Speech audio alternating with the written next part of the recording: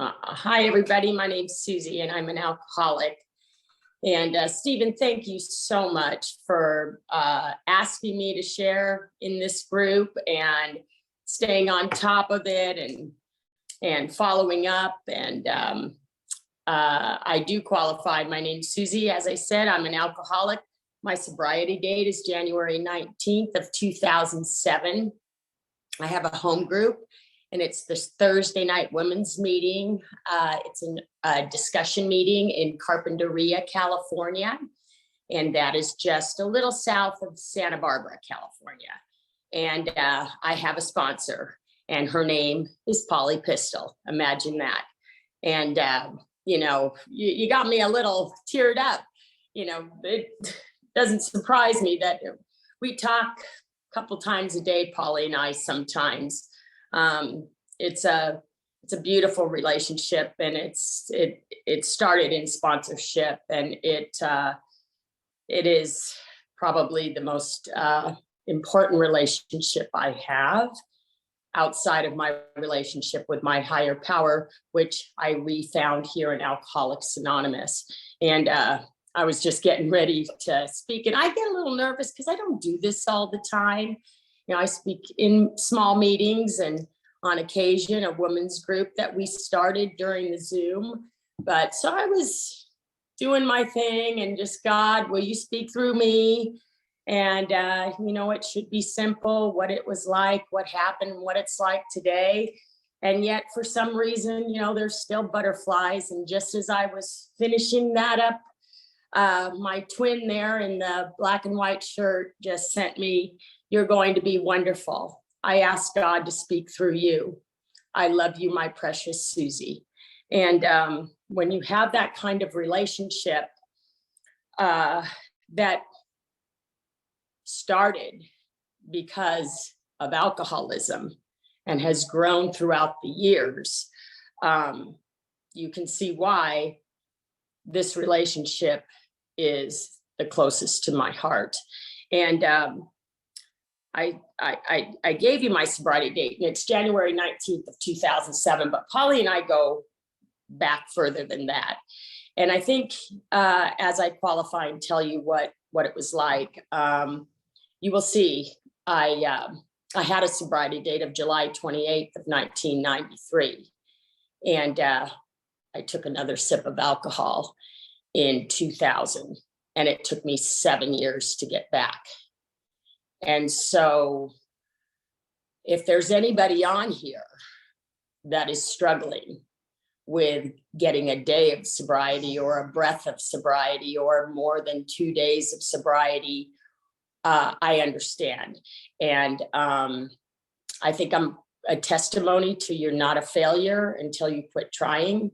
And I'm so grateful. And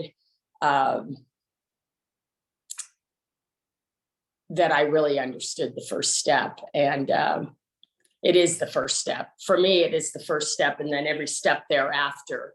But it is never very far from my thought process on a daily basis, what one sip of alcohol can do to an alcoholic like me. I'm 62 years old, almost 63. Actually, Polly and I have birth dates. We're 2 days apart, a decade or so apart from that. But I was raised in California. I'm a California girl. My dad was a golf pro. My mom was stay at home until she decided to go back to work because they wanted to put in a pool. And I have an older sister who's 2 years older. And my dad was an alcoholic, and he's a good man, just a really good man, a quiet man. And my mother was kind of loud and liked to sing and was so precious, but I watched the alcoholism tear them apart.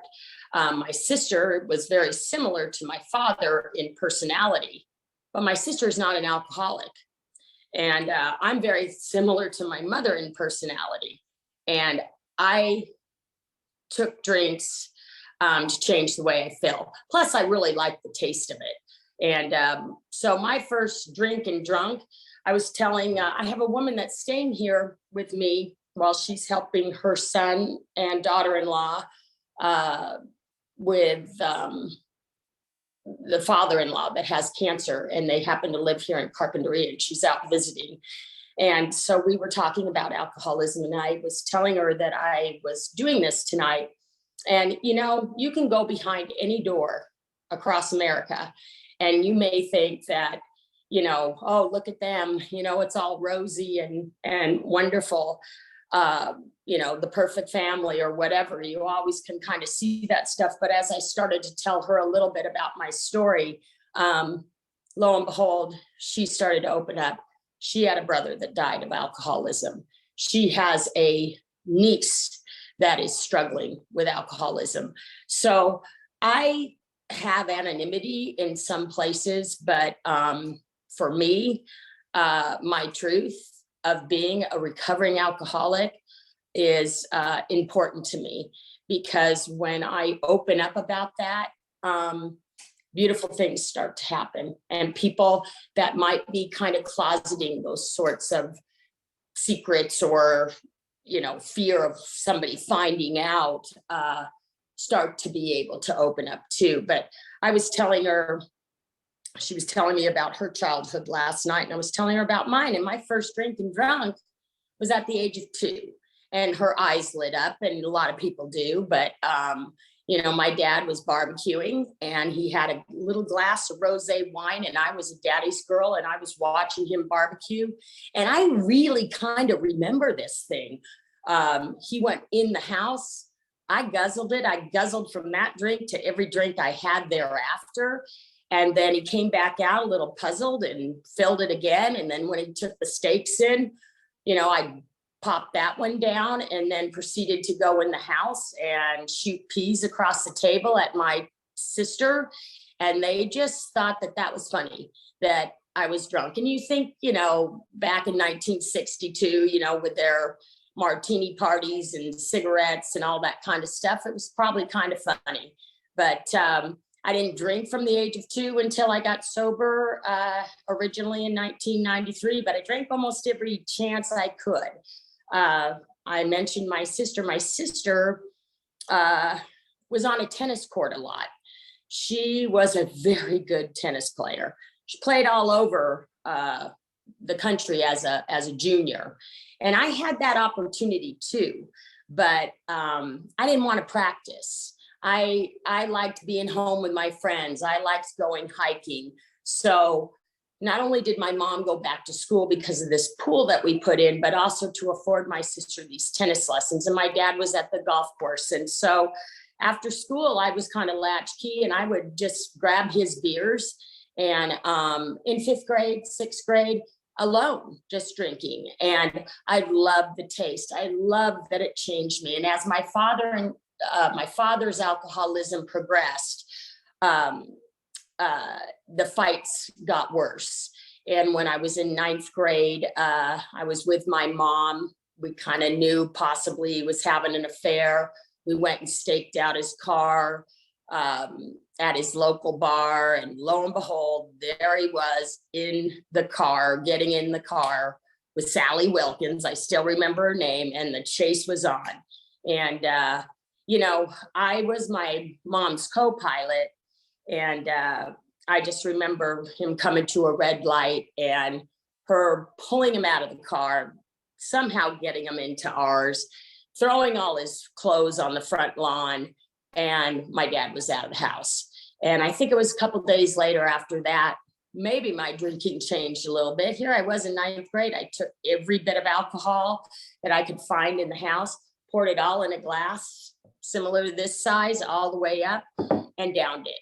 And by the time my sister came home from practice and my sister and my mom came home, I was throwing up and, you know, just in a complete blackout.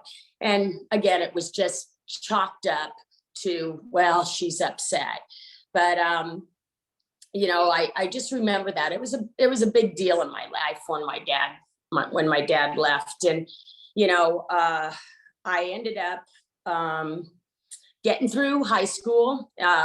and doing pretty good. In the meantime, my sister was going up and up and up the ladder of tennis and ended up going to a university, getting a scholarship, very accomplished in the sport. And I would still go see my dad. And, I just kind of remember then, other golfers and whatnot going, my dad would introduce me and they'd say, "Oh, we didn't know you had another daughter, Dick," or "Do you play tennis?" Oh, so, all those little things kind of ate at me. But as my sister went on to this university and I wanted to go to this university, my mom made it possible.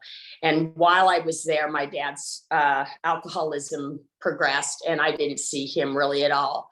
But my alcoholism increased there too, because I really remember being in college and it was, we had a big football team and all of that kind of stuff. And it was a very affluent school, but we weren't from that. So I kind of felt less than. And in order for me to kind of fit in and do the fraternity stuff and the sorority stuff, I would drink, get on the table, sing Mac the Knife, whatever it took to set myself apart, so to speak. And when I graduated from college, I didn't really know what I wanted to do. I had 2 weeks left and I'm like, oh my gosh, I really haven't planned this out. And so what I ended up thinking of doing was going into sales. So it was a perfect job for me. I ended up getting a job with a large Fortune 50 company, schlepping their toothpaste and bandages and doing, all kinds of resets with the toothpaste. My managers were older men that loved to drink during lunch.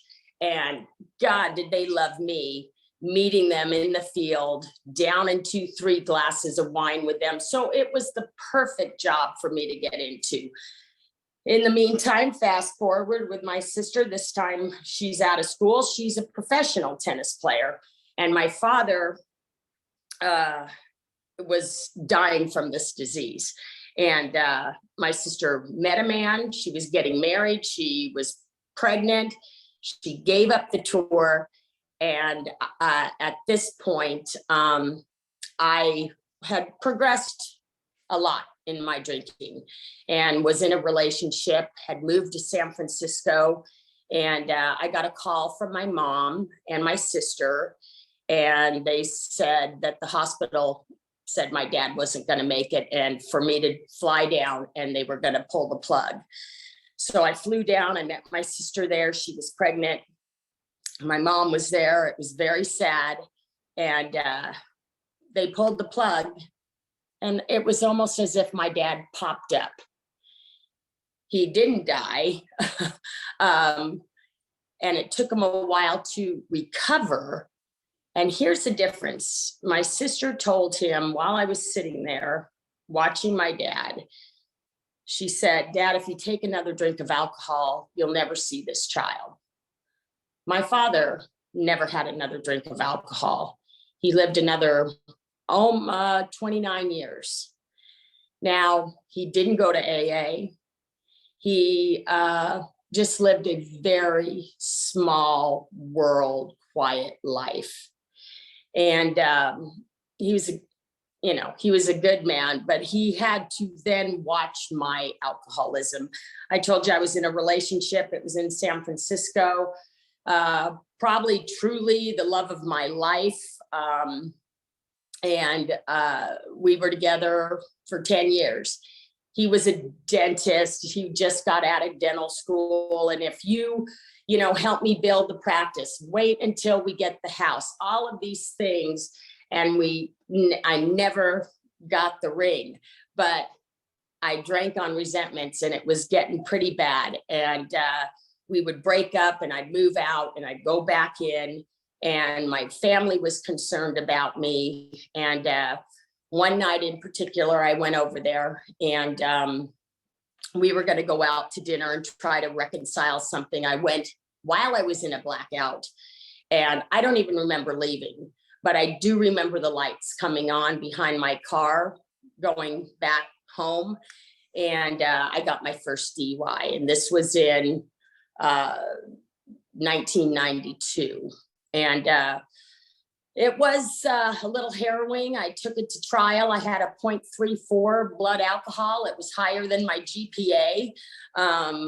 And all I got at that point really was community service. And I lost my license for a while. But it started the revolving door of knowing that I was an alcoholic. I was physically starting to come apart.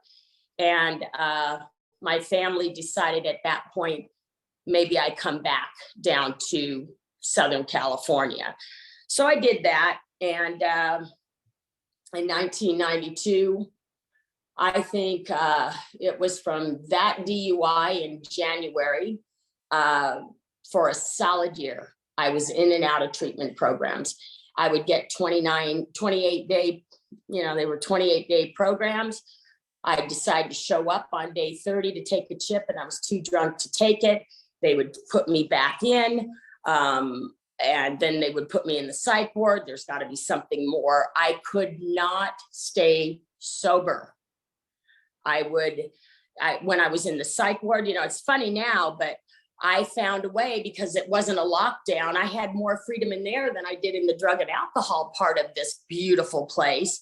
So they'd let me exercise, and I would, run across the street to the liquor store and get a bottle of vodka. And I had, at that time, those pump Aquanet bottles for hairspray. I would pour out the hairspray, put the vodka in it, put it in my room, and just make greyhounds at night. And the nurses would come in, and were just baffled. And I did it over and over. And it's just surreal to think about that now. But I do remember one time my mom coming. It was on my birthday, I think my 35th birthday. There I am. Isn't that lovely? In a psych ward, passed out. And my mom, brought a little cake and stuff. I don't remember it. But she could tell I was drunk in bed. And she went by that nurse's station and said, "I wish you wouldn't let my daughter drink in here. She's an alcoholic." And once that happened, they shipped me off to another treatment program. And just before I left, let me back up. Because really, Alcoholics Anonymous at this point, they were sending me to meetings. We had meetings, but I just couldn't. I don't know what it was. I just couldn't get it. Or maybe I couldn't stay sober enough to get it. I thought I did. I did all the work, but they had this one speaker meeting near the hospital, and they would ship me off. I'd still have my hospital band on. And I remember one night, it was a large speaker meeting, and they asked for any newcomers. And of course, I raised my hand.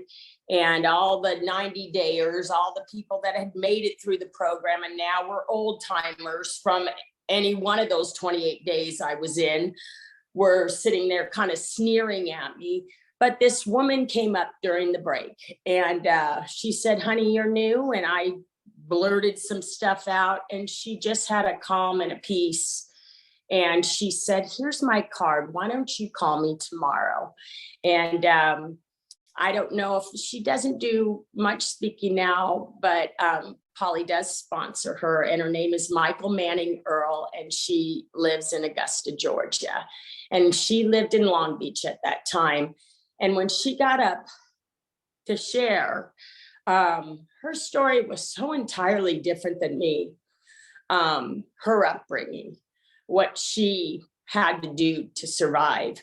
And that is the first time I identified where it doesn't matter what your story is. It's how we relate, the feelings, the loneliness, the fear. And to hear this woman, I wanted what she had. And so I started to follow her around. And even though I was in a treatment program, she would get me to meetings, and I still would drink. I'd show up when she was speaking, and oh gosh, drunk, and knock over tables and chairs. She loves to tell that story. And point up at this, stage going, "That's my sponsor," while she's speaking. And it was just the things I would do back then. I wanted it so desperately, and I just couldn't get it.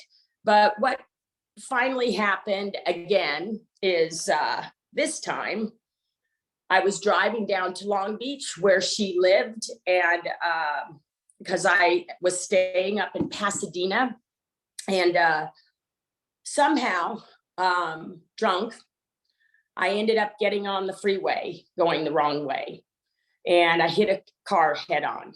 And I even had a little 30-day chip hanging in my windshield. And I remember that impact and hitting a guy head on. And by seconds and inches, neither one of us was really hurt. Both cars were totaled. And it was definitely a wake-up call. We've just had a horrific one happen out here in California a couple days ago. And it always makes me shudder, what we do under the influence, and how little regard when we're drinking. It's all about us. And so, that being said, I ended up back in that treatment center, and I just want to touch upon this, not because of, it is because of who he was. She finally set me up, and Polly was kind of seeing some of this. Michael was my sponsor, and Polly lived down there, but we had a guy, and you guys might know him. He has a story in the big book, Dr. Paul. And Dr. Paul, Dr. Alcoholic Addict, and the second and third editions, lived in Laguna. And I used to go to his meeting, and I used to go to dinner beforehand. They were sicking anybody on me to see if I could draw a sober breath. And he got wind of the accident and being back in a treatment center. And I got a message from the counselor saying, "You're to call Dr. Paul every morning." And so I would. And he just said, "I want you to tell me what the first step means." And so every day for about 17 days, I would call him and I'd say, "Well, I think it's the mental obsession coupled with the physical craving or something." And he would slam down the phone and say, "You're going to relapse." And every day he would ask, and I would come up with something. I just wanted to get the answer right. Obviously, I'd never gotten that first step before, the powerlessness and the unmanageability. And one day he started in, and I started in, and he was going to hang up, and I started to cry. And he said, "Oh my gosh, are those tears?" And I thought I had him. And I said, "Yeah, they are. I've been doing this for 17 days.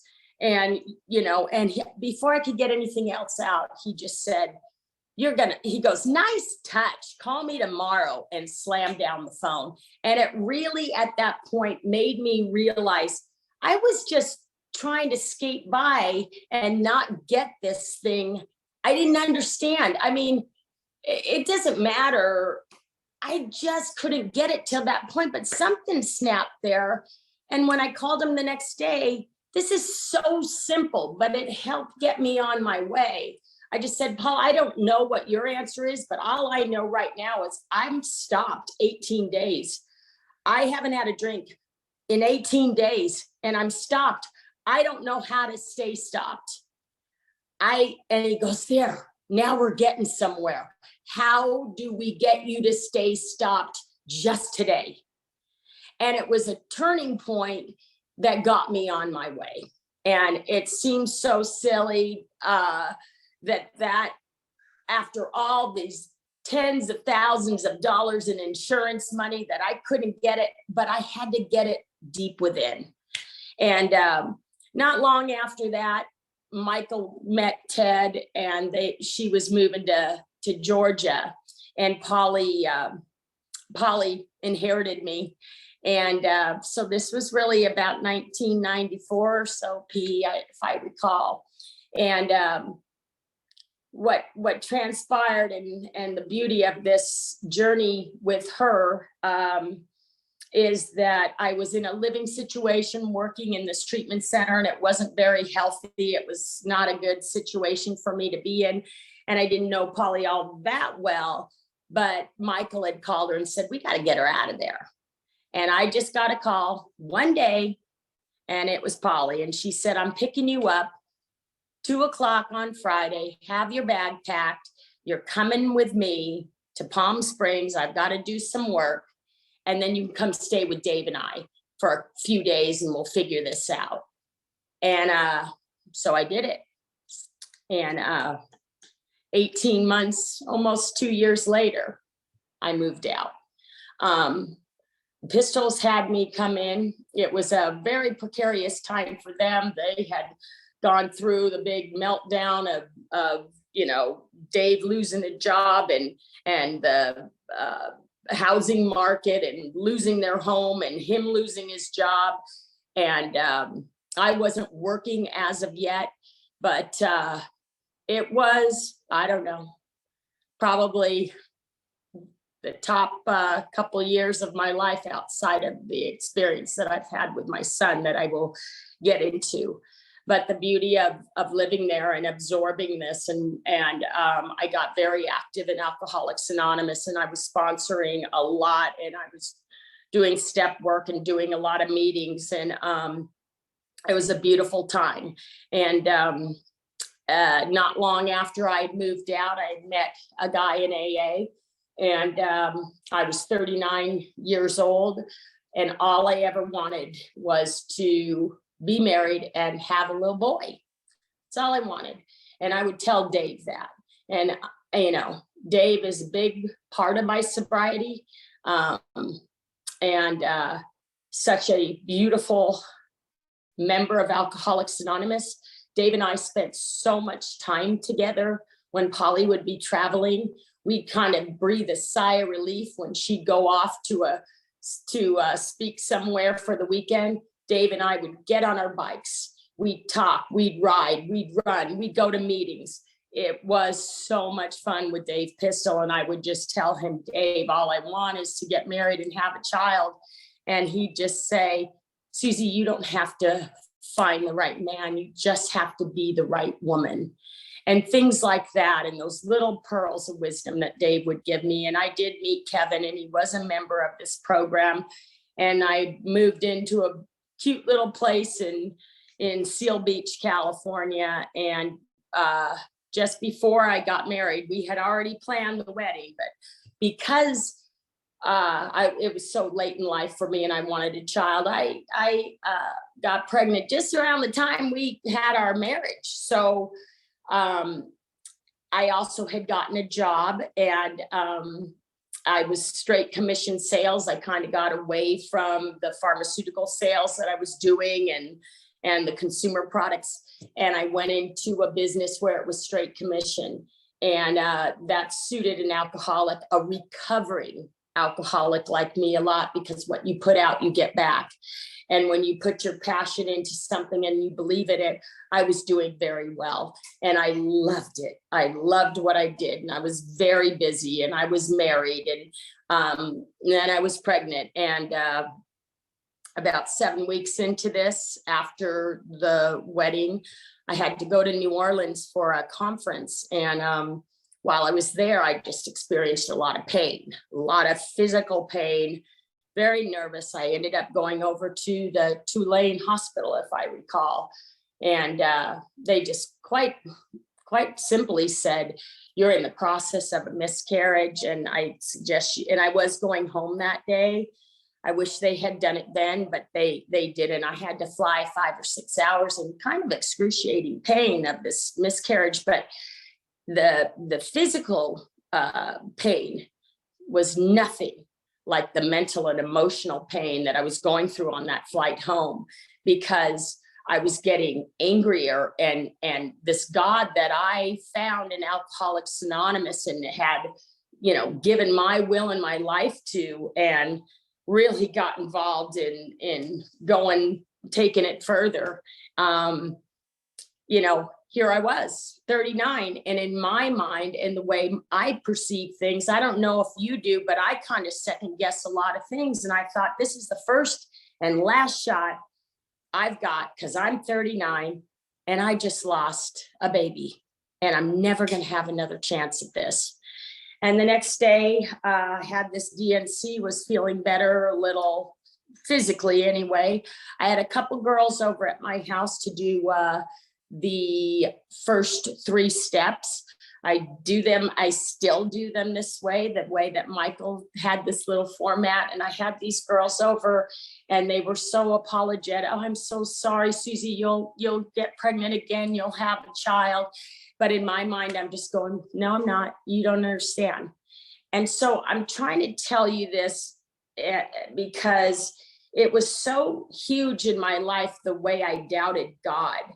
And even, in talking to Polly or my family, I just felt like nobody understood what was going on in my mind. That was it. I wasn't going to have a shot at it. And so the next day my husband and I went to my mom's for a little dinner party. My brother-in-law was there and he likes to have his Absolute vodka. He's not an alcoholic, but he had it there. And I went in the house to go to the restroom, and I'm in my mother's house. I went to the restroom. I came out, that bottle was sitting there, and I walked by it and I picked it up and I basically just went, F you, God, and took a swig. And I knew exactly what I was doing. It wasn't about the first offense. Was I going to as many meetings? Probably not, but it was more at God, not at anybody else. And that phenomenon of craving. It almost, when Bill W. talks about his spiritual experience in the white light, I think the shot of vodka was like a white light that, oops, there goes the phenomenon of craving that you put at bay for 6.5 years. And I really didn't care. I didn't care until 2 months later when I was pregnant with my son. So there it is. I didn't tell anybody about that drink. I was scared to death.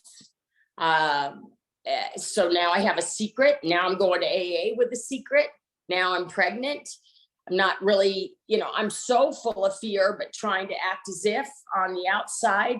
And I ended up having that little boy. And I had to drink. And so I would run down and get many bottles of wine and I would hide them. And then my ex-husband, who had been a periodic, was starting to drink. And, it was, remember one day I was sitting there with this little boy. I don't even think he was a couple months old. And my husband called Polly and said she's drinking. And it was midday during the week. Polly had a very busy job, 50 minutes away from where I lived. And the next thing I knew, she was sitting in my living room. And the next thing I knew, the very first woman that I ever sponsored, who is still sober today and kind of thought of me the way that I think of Polly, was sitting in my living room, just crying. And I remember looking at both of them, but see, I had that alcoholism. I had that craving back and that mental obsession, just going, I'm not hurting anybody in my mind. And I looked at them and said, I'll get back. I'll get back. And I would go to AA and the ego, the humiliation, the standing up in my own home group, holding a baby, no less, was almost too much to handle.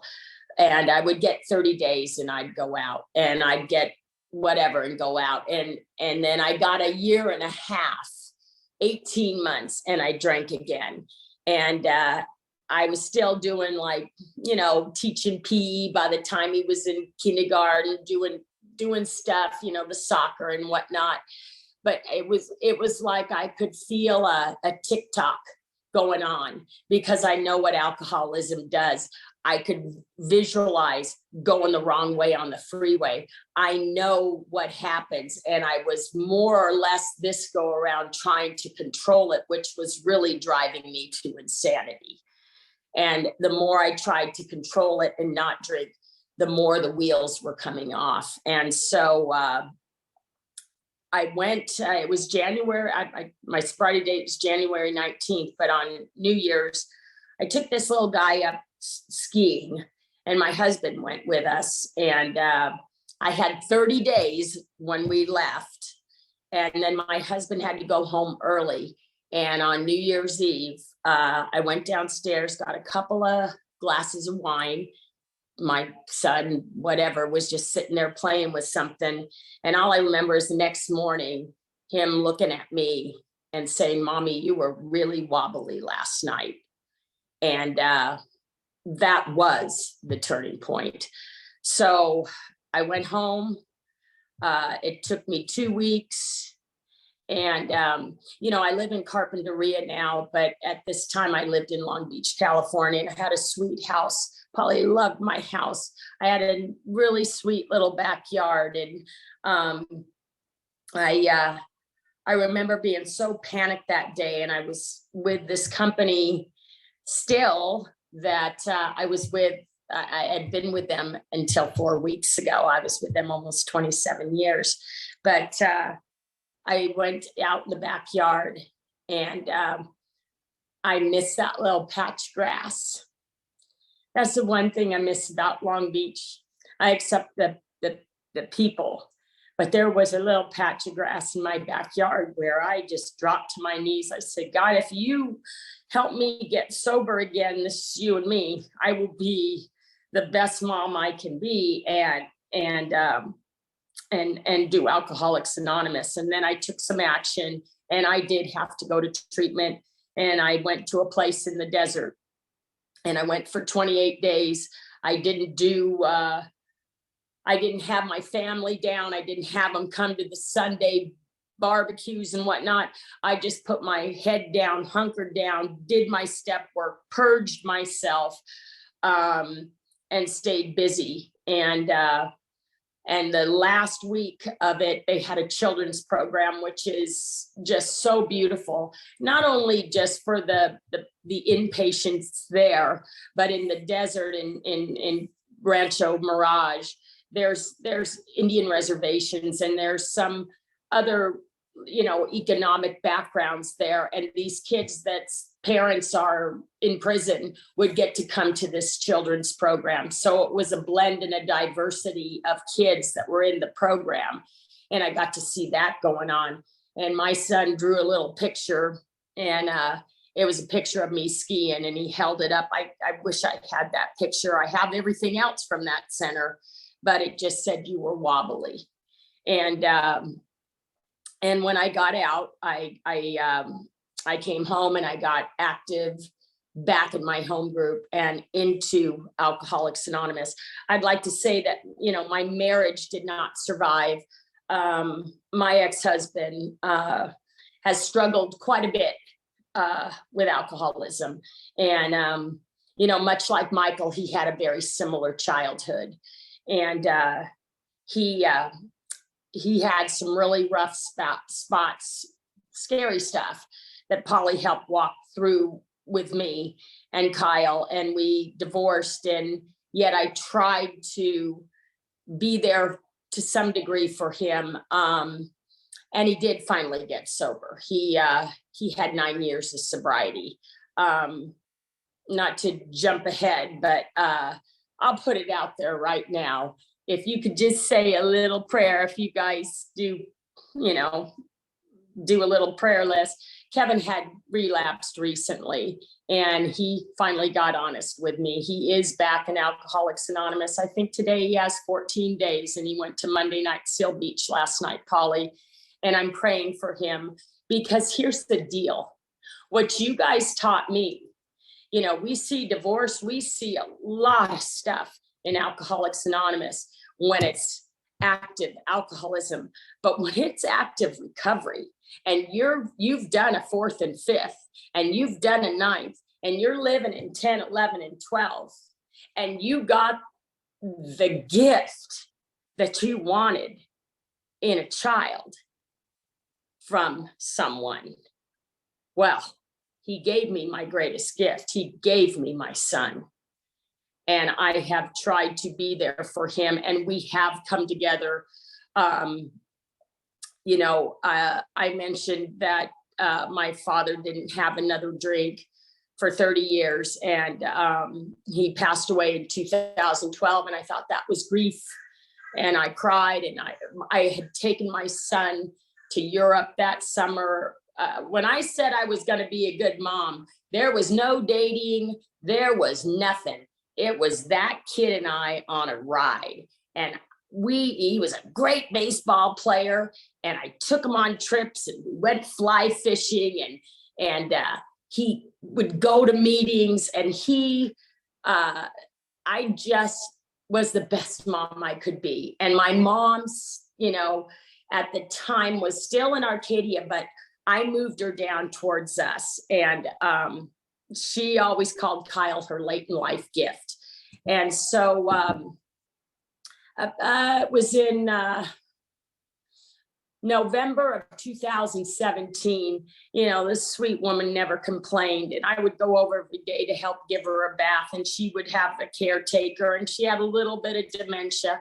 And she just loved me and Kyle, and she loved Polly. She loved what Polly, you look at a mother that is so helpless, and God, she didn't do Al-Anon. She just did the best she could. But she loved me so much. She trusted Polly with me. And there was a lot of times where, she just wasn't out of my life, but she knew I was doing what I needed to do. So those last 5 years of her life, when I moved her down to near my house, were really pretty beautiful. I was kind of stressed because I was straight commission. I was baseball. I was doing all this stuff, and I was going over there tired at night. But those moments with her, those moments when you look at in your mom's eyes, if I don't know, we all have a family of origin, and maybe you guys didn't get that opportunity, but I did. And so in October or November of 2017, she wasn't feeling good. And boy, I was running her back and forth to Kaiser Permanente.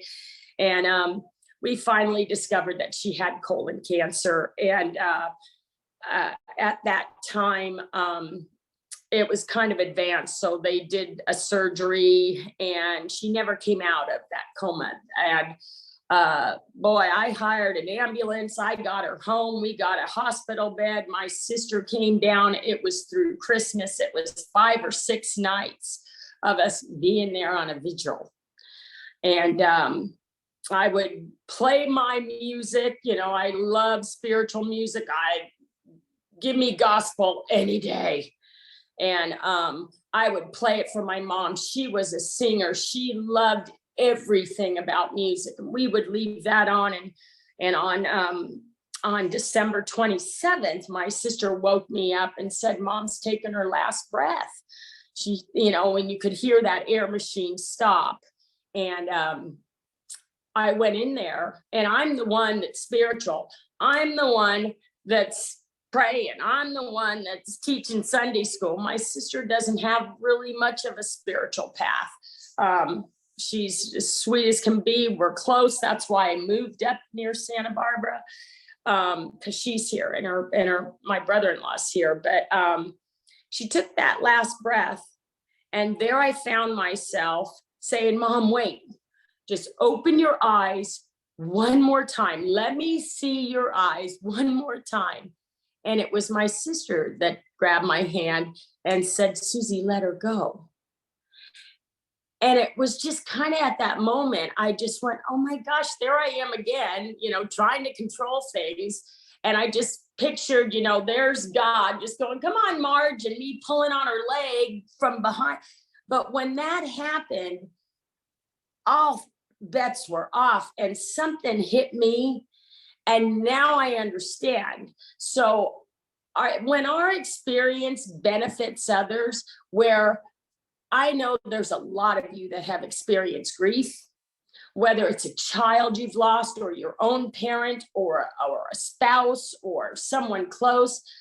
And I would say, I'm so sorry. And I could empathize, but I didn't know what you were going through if it was grief. And I hit something that was so tough, so physically, emotionally, and spiritually tough that it scared me, because I knew what happened. This time I wasn't saying God. This time I was saying God, but I knew I needed to take some time off. I needed to go see Polly. And I took some time off from work, and boy, I was not in good shape, but I got on a plane to Jacksonville, and we did some step work on this, and I let her love on me, and I loved on her and Dave, and I met a group of Jacksonville just powered up AAers that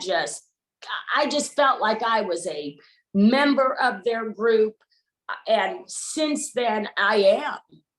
And so out of my mother's passing and that grief, I got to experience a whole nother area of Alcoholics Anonymous in Jacksonville, and what Polly is, what Polly and Dave have experienced down there.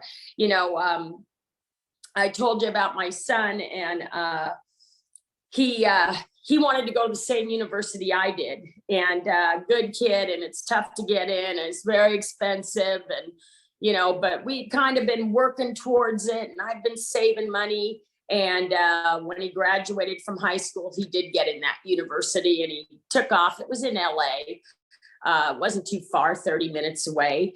And then the pandemic hit. And so he came home, and that was his sophomore year. It was kind of a bummer because, there's so much to experience in college. You only have 4 years. But, he came home, and came home just for 7 weeks. And then he was able to go back. But it was a beautiful 7 weeks. And to have him home during a very scary time. If you think back on the beginning of this pandemic, we didn't know. We didn't know if we were going to make it. And to have him home felt good, but then I was able to release him. But the beauty, and again, when you always say, oh, that's a top 10, that's a top 5, that's a top 3 of my sobriety. But really, what transpired in Alcoholics Anonymous was Zoom, was getting to sit here. You guys are all kind of blurry. Hold on a minute. There you are. I got to wear these things. It was a couple of gals of Polly's and Mike McCulloch and a few other alcoholics around this country that just blew it up with Zoom meetings around the world. And, what we did with our group, it was so good for me. I could see Polly and those women in Jacksonville. And then I'd get to meet many of you on some of these Zooms that were created and different groups that were created. And, it was maybe scary for newcomers, but just like I couldn't get it and I had all the resources at me, I don't know how I would have done in a pandemic. And there are people that went out because they didn't like Zoom. There were people that didn't get here because there weren't open meetings. But there were people that got here. And I remember sitting on a Zoom, and this is profound, and this is Alcoholics Anonymous. And it's probably, I just saw the Bill W. story again. Holy moly, what they were working with back then. And, here we are piecing together this Zoom thing. And we were sitting in this meeting, this any lengths meeting, and we can put it in there for you women. It's a ladies' meeting, but we were sitting in there one day. There's probably about 10 of us. It was starting to grow. And this gal is in a hospital gown, and she's sitting in a car. And so she unmutes and she says, well, the nurse gave me this number. It's a Zoom. She said I should get on it. And she's kind of looking at it. I tried to commit suicide. I'm an alcoholic.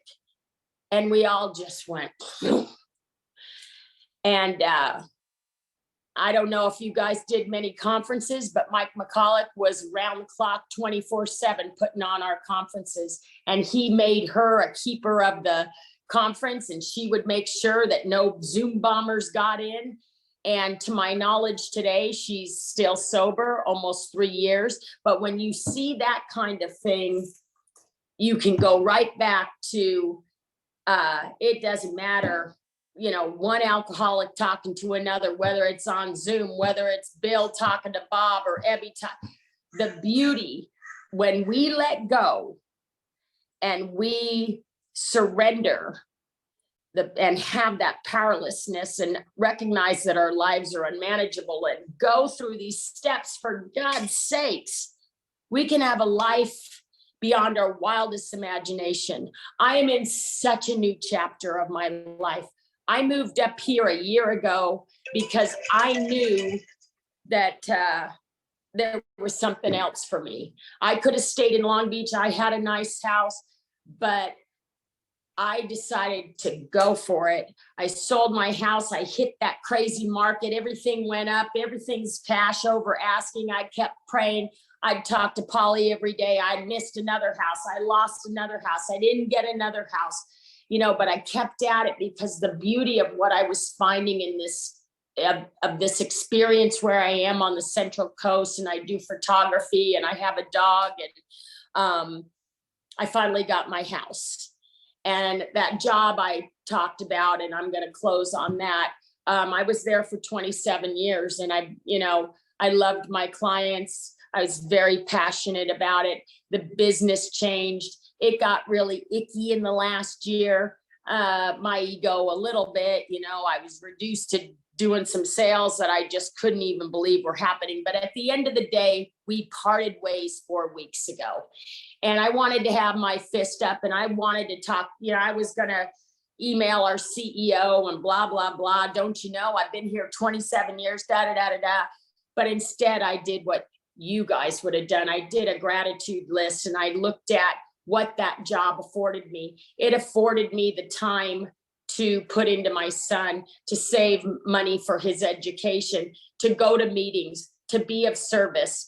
It afforded me to go see Polly and Dave. It afforded me life that my sister and brother-in-law said, move up here, now's the time. So there is another chapter.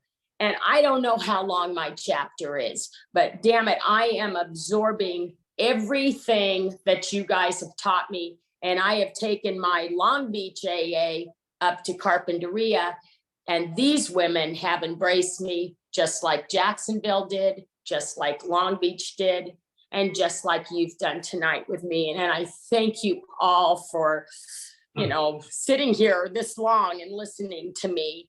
And God bless you all. I love you, Polly. Hi, Davy Doo. I finally see you. Mwah.